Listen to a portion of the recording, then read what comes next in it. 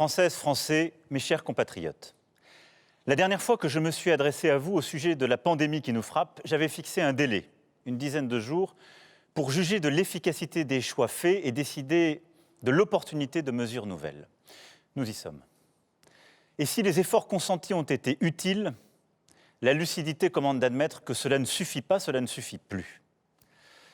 Alors quelle est à cette heure la situation de notre épidémie ?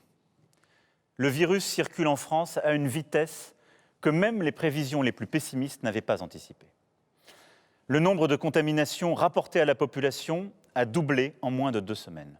Hier, 527 de nos compatriotes sont décédés du Covid-19. Hier, nous avons dénombré près de 3000 personnes en réanimation, soit plus de la moitié des capacités nationales.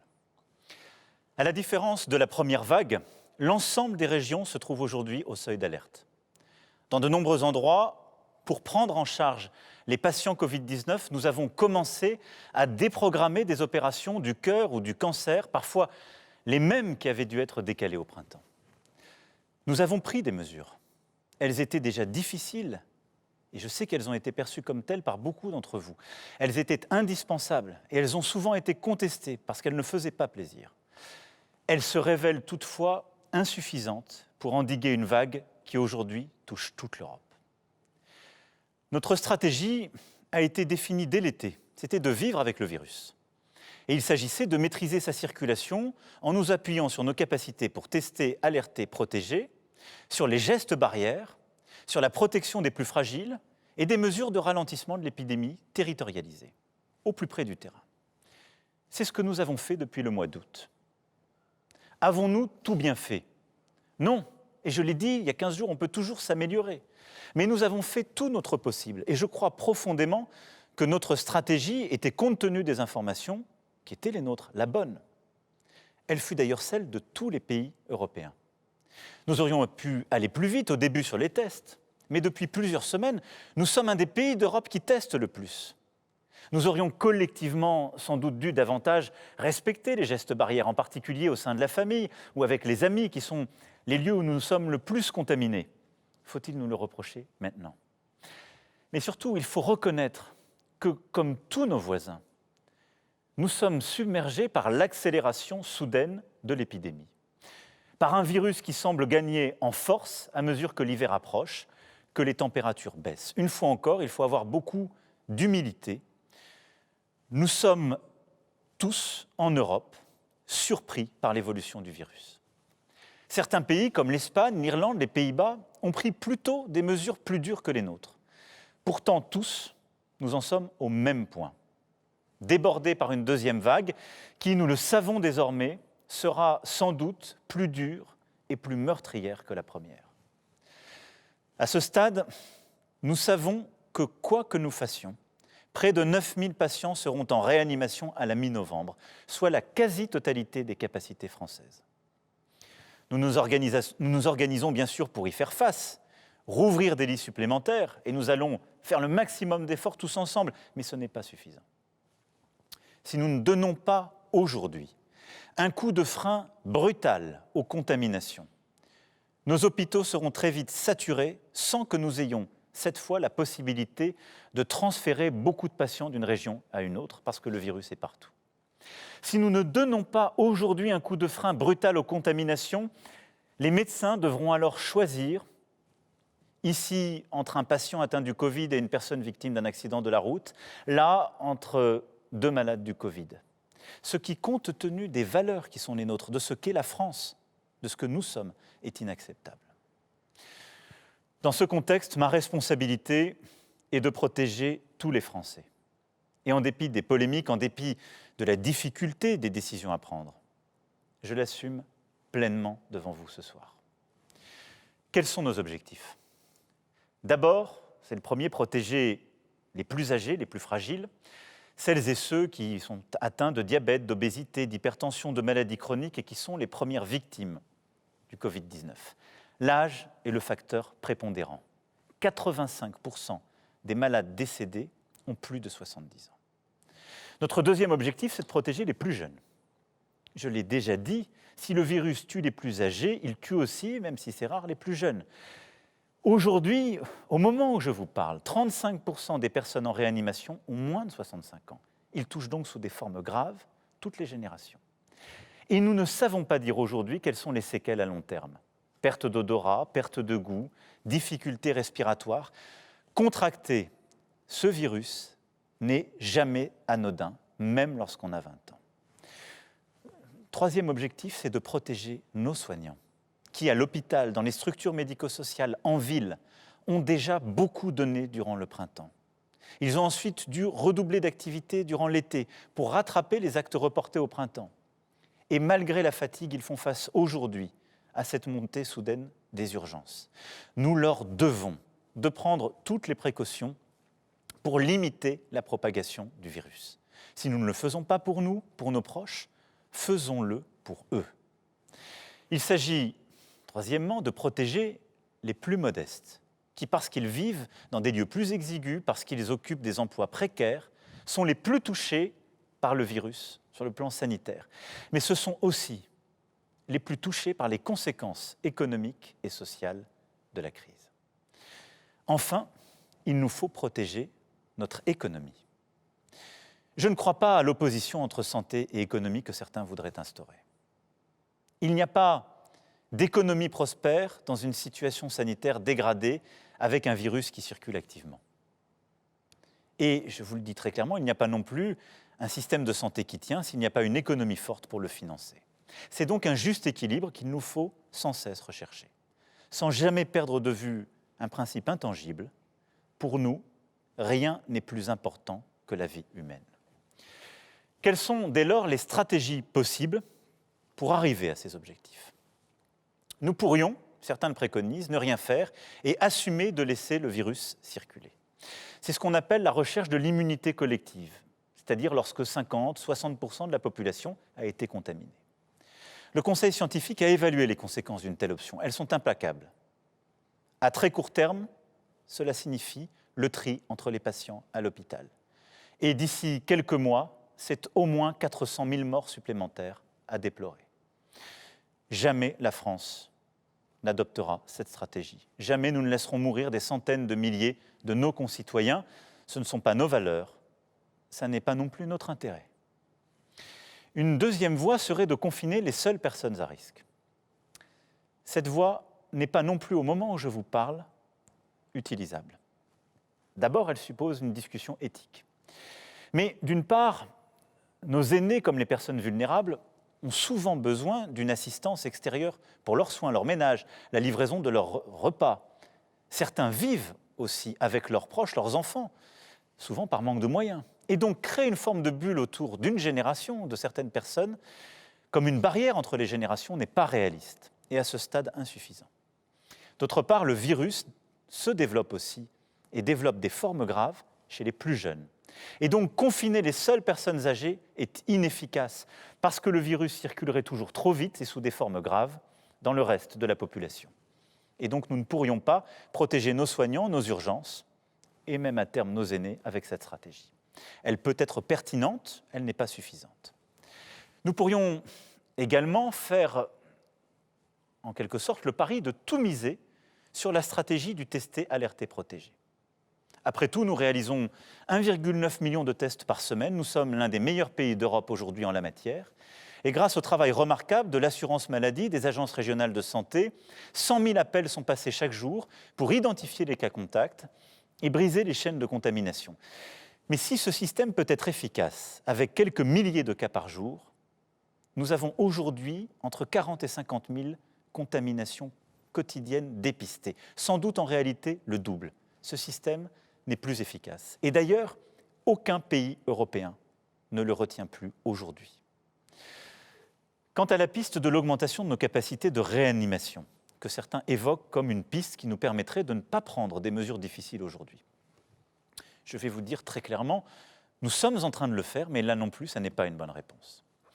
Nous avons les stocks de médicaments, les respirateurs, les masques, les blouses, les gants, tout le matériel nécessaire, parce que nous avons appris de nos insuffisances, de nos manques durant la première phase. Nous avons aussi formé près de 7 000 infirmiers et médecins pour pouvoir travailler en réanimation.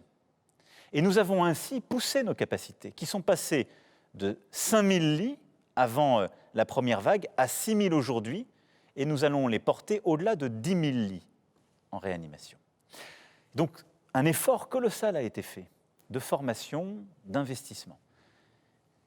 Mais il n'est pas suffisant face à cette vague. Nous agissons aussi sur le moyen terme. Le Ségur de la santé, qui correspond à 8 milliards d'investissements par an investis dans l'hôpital et notre santé, permettra de renforcer l'attractivité des métiers. Mais il faut 5 ans pour former un infirmier réanimateur, 10 ans pour former un anesthésiste. Il n'y a pas de solution magique, ce n'est pas en quelques mois que nous pourrons créer véritablement une capacité totalement différente. Nous ne pourrons pas non plus, compte tenu du fait que les autres pays européens sont saturés, faire appel à une main-d'œuvre étrangère à court terme. Du reste, quand bien même nous pourrions ouvrir beaucoup plus de lits, et malgré l'effort de doublement que nous avons réussi, qui peut sérieusement vouloir que des milliers de nos compatriotes passent des semaines en réanimation avec les séquelles que cela implique sur le plan médical? Quelle est donc aujourd'hui la bonne stratégie à retenir? Confiner les plus âgés, les plus vulnérables, tester, alerter, protéger, augmenter les lits de réanimation. Aucune de ces solutions n'est suffisante en l'état actuel. Il faut aller plus loin. Après avoir consulté les scientifiques, dialogué avec les forces politiques, économiques et sociales, après avoir échangé aussi avec tous nos partenaires européens et pesé le pour et le contre, j'ai décidé qu'il fallait retrouver, à partir de vendredi, le confinement qui a stoppé le virus. Tout le territoire national est concerné, avec des adaptations pour les seuls départements et territoires d'outre-mer. Mais parce que nous avons appris des événements du printemps, ce confinement sera adapté sur 3 points principaux. Les écoles resteront ouvertes, le travail pourra continuer, les EHPAD et les maisons de retraite pourront être visitées. Quelles seront les règles de cette nouvelle étape? Et le gouvernement, demain, les détaillera lors d'une conférence de presse. Il y a d'abord ce qui ne changera pas par rapport à ce que nous avons vécu au printemps. Comme au printemps, vous pourrez sortir de chez vous uniquement pour travailler, vous rendre à un rendez-vous médical, pour porter assistance à un proche, pour faire vos courses essentielles ou prendre l'air à proximité de votre domicile. C'est donc le retour de l'attestation. Comme au printemps, les réunions privées en dehors du strict noyau familial seront donc exclues. Les rassemblements publics seront interdits et vous ne pourrez pas vous déplacer d'une région à l'autre, à l'exception des retours de vacances de la Toussaint. Et donc, il y aura une tolérance durant ce week-end de retour pour que chacune et chacun puisse revenir de son lieu de vacances, pour que les familles puissent s'organiser. Les commerces qui ont été définis au printemps comme non essentiels, les établissements recevant du public, notamment les bars et restaurants, seront fermés. Comme au printemps, le « quoi qu'il en coûte », cette réponse économique parmi les plus protectrices du monde se poursuivra. Elle sera même plus importante qu'en mars pour nos petites entreprises fermées administrativement, avec la prise en charge jusqu'à 10 000 € par mois de leurs pertes en chiffre d'affaires. Les salariés et les employeurs qui ne peuvent pas travailler continueront quant à eux à bénéficier du chômage partiel. Et nous compléterons par des mesures de trésorerie pour les charges, les loyers des prochaines semaines. Et un plan spécial sera fait pour les indépendants, les commerçants, les très petites et moyennes entreprises qui, je le sais, redoutent plus que tout les prochaines semaines. Par rapport à mars-avril, nous avons, je le disais, appris et nous avons progressé. C'est pourquoi certaines règles vont évoluer. D'abord, nos enfants ne sauraient être durablement privés d'instruction, d'éducation, de contact avec le système scolaire. Trop de conséquences, trop de dégâts, en particulier pour les plus modestes. Les crèches, les écoles, les collèges et les lycées demeureront donc ouverts avec des protocoles sanitaires renforcés. Les facultés et établissements d'enseignement supérieur assureront à l'inverse des cours en ligne. Partout où c'est possible, le télétravail sera à nouveau généralisé. Mais, et c'est une seconde différence par rapport au printemps, l'activité continuera avec plus d'intensité.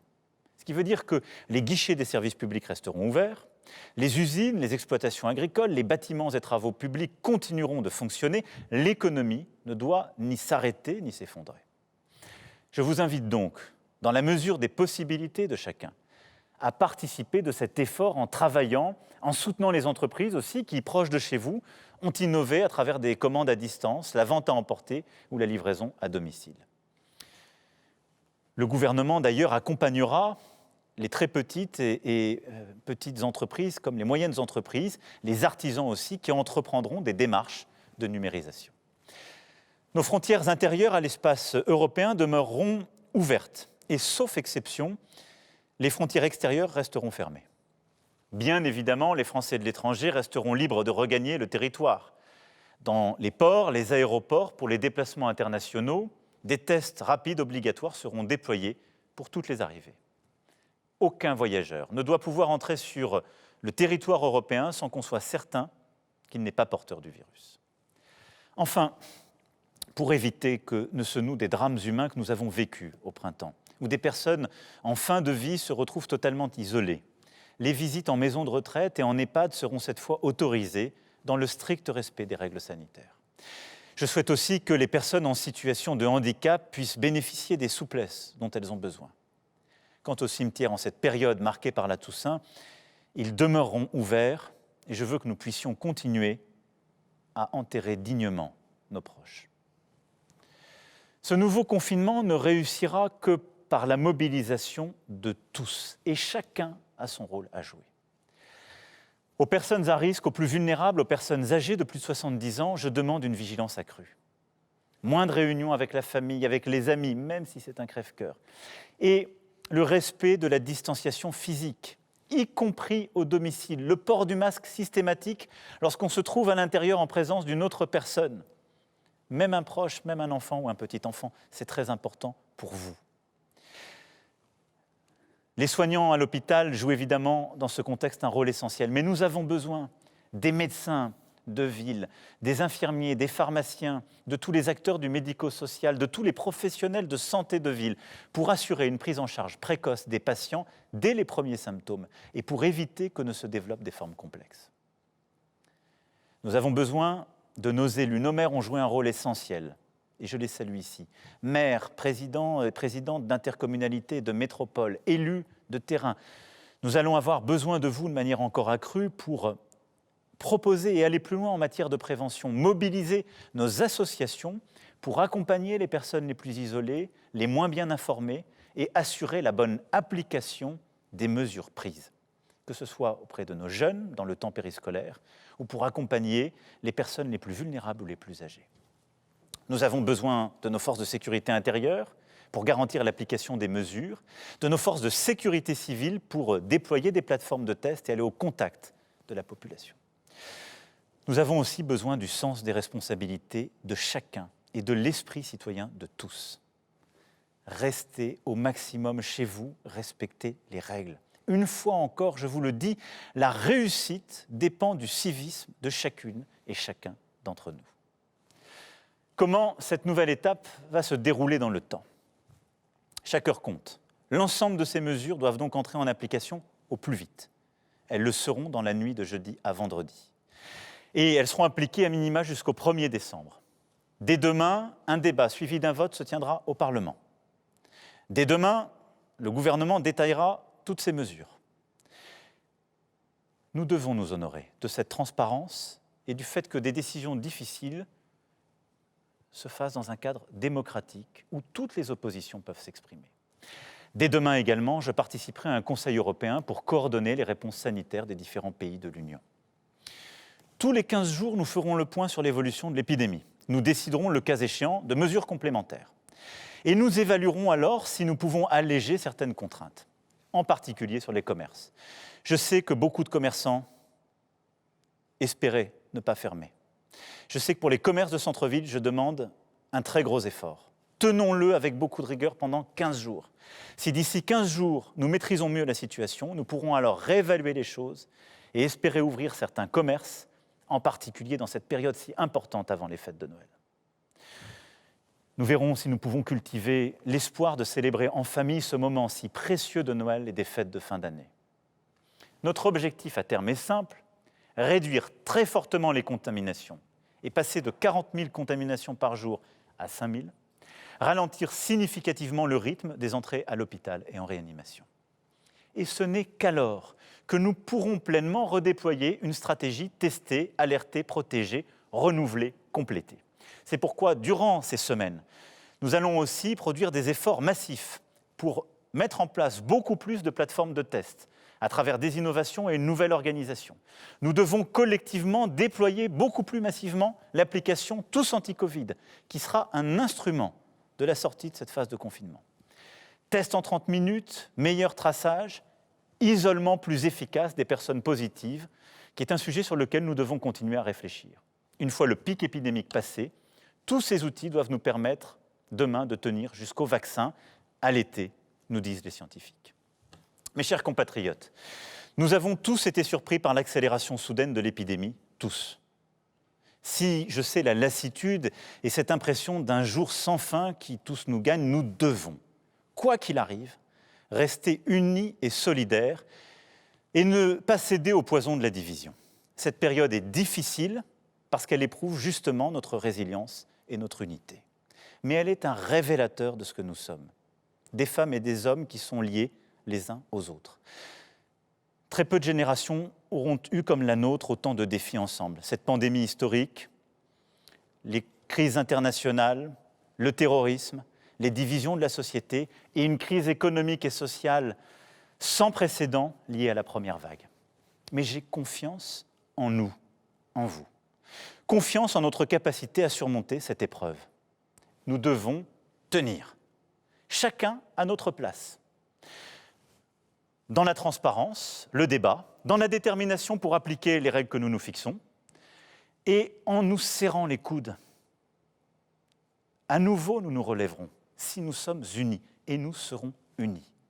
Nous avons besoin les uns des autres, nous sommes une nation unie et solidaire, et c'est à cette condition que nous y arriverons. Nous sommes la France. Je compte sur chacun d'entre vous. Je serai là, nous serons là, et nous y arriverons tous ensemble. Vive la République et vive la France!